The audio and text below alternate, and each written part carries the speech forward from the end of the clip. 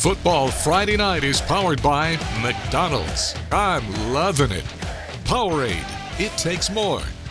Culpeper Ace Hardware. Ace is the place with the helpful hardware folks in Evans and Thompson. Great deals on furniture. See it, buy it, take it home today. Austin Park's 44 Strong Foundation. Help us help others so you can be 44 strong. And by Sconiers Barbecue. Old-fashioned pit-cooked barbecue. And we welcome you to Football Friday Night, Week 4. I'm Gianna Cephalou. And I'm Gabriel Stovall. Thank you for joining us for another exciting night of high school football. We've got plenty of matchups to get to. And Gianna, what a game that Grovetown-Thompson was. We called it. We thought it was going to be a big one. Certainly did. We pick up here in the second half.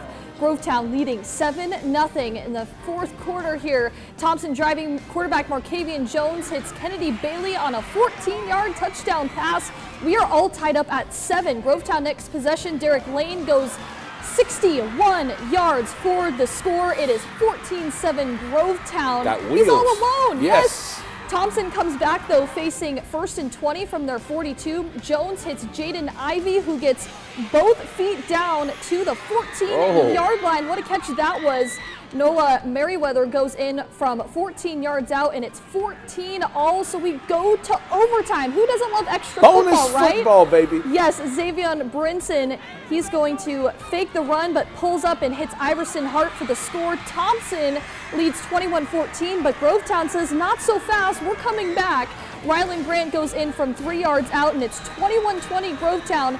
They would go for the 2-point conversion here. Gutsy. Derek Lane, yes, he gets on the edge and into the end zone. Grovetown wins it 22-21. The Warriors upset Thompson in the Brickyard in overtime, 22-21. Here is Coach Mayo. It feels amazing, man. These kids have been doubted for a long time. They were told how good they were not, but we believe from day one. Love you. We believe from day one since March, we talked about discipline, accountability, and the process and not the prize. And I felt this week we handled our process the right way. We didn't view ourselves as a team that couldn't come in here and win. We expected to win. We knew it was a great program. We knew it would be a dogfight, right? It takes what it takes, like I always say. It took a lot of grit, took a lot of heart, but we deserve this. These kids deserve this tonight. Now let's move on to a 5A region matchup between Lakeside and Evans, both programs with first-year head coaches.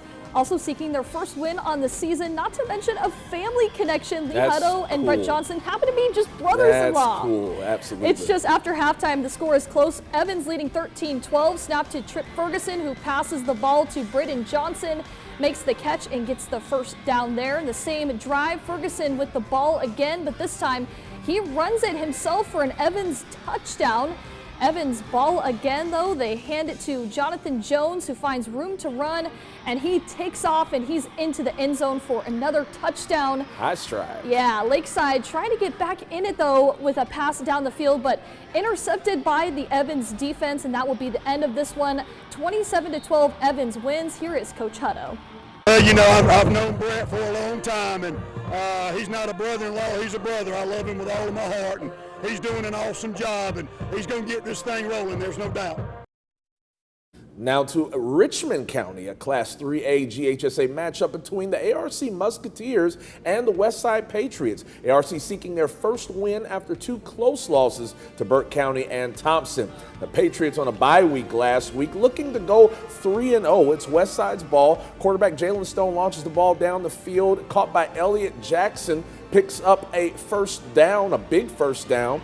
We're going to see it here, same drive now. Stone with the ball, and again he makes a pass, throws a dart to Joshua Crawford, who makes the catch, and it's another 1st and 10 for the Patriots. Again, same drive, same story. Stone throwing another dime to Jackson, and it's another first down. Now, after this, Richmond Academy defense is able to keep things to just a field goal. Score now 3-0. Westside leading it. ARC turns on the field, and the ball is handed to David Dunn. He ran it to the outside, taken down, but picks up the first down.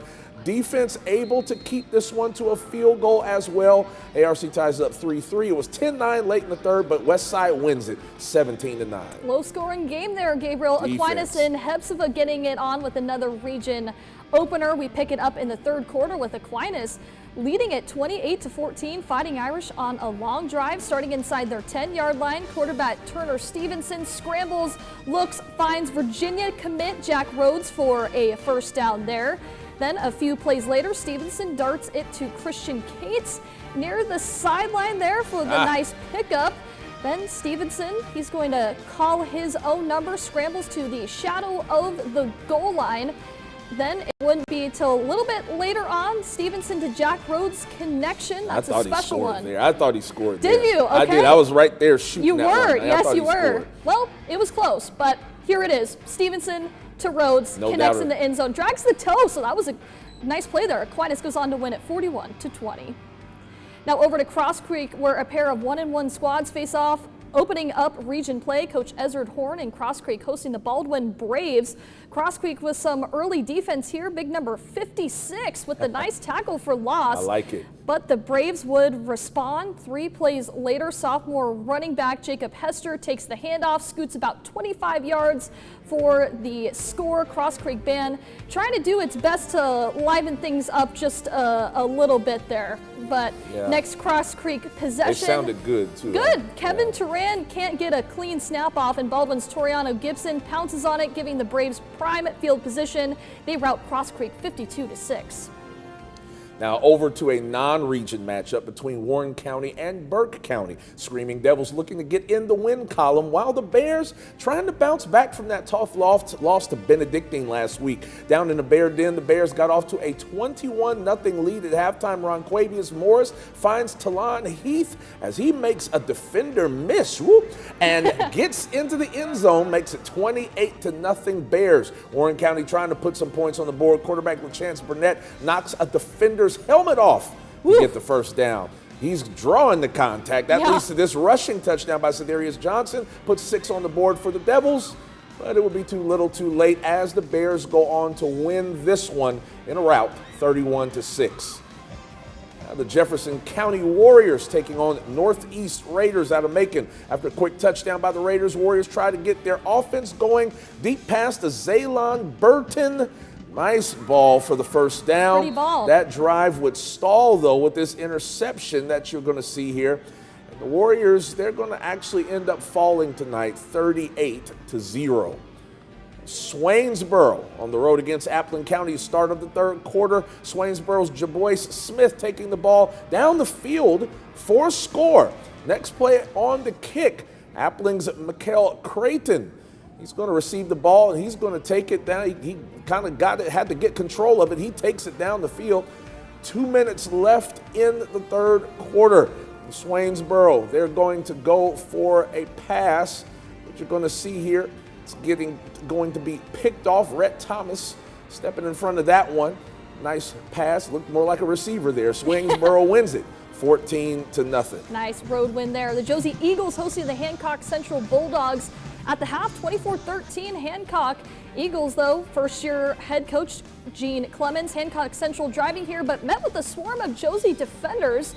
So the Eagles get the ball back. Quarterback Xavion Hurst finds Keith Lyons Starks. Makes a few defenders miss here. He picks up the Josie first down to keep the drive going. Then Hurst fires over the middle to Marquise Polite. Josie with a nice drive going here. But Josie then, plays hard, man. but then a fumble, unfortunately, on the handoff. Robert Garden loses the football, so Hancock Central recovers. Josie falls 38-13.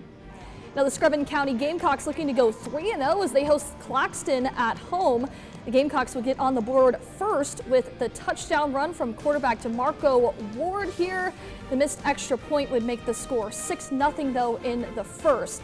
Now Screven County would find themselves back on offense, and it's DeMarco Ward here once again for yet another touchdown run, his second on the day. Gamecocks lead at 12-0 after another missed extra point. And how about another? Why not, right? Gamecocks stretch their lead with another touchdown run.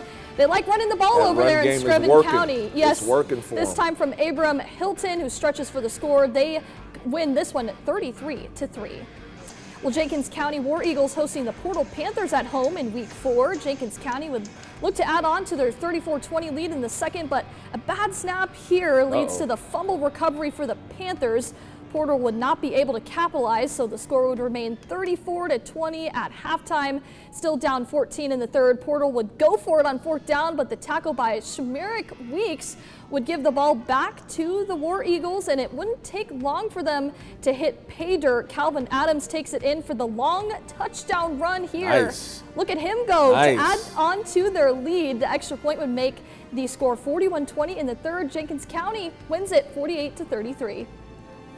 All right, Gianna, now here are some other Georgia final scores. Johnson County over Butler 41-8. It was ECI 20, McIntosh County 6. Laney, the big 38-3 win over Oglethorpe County.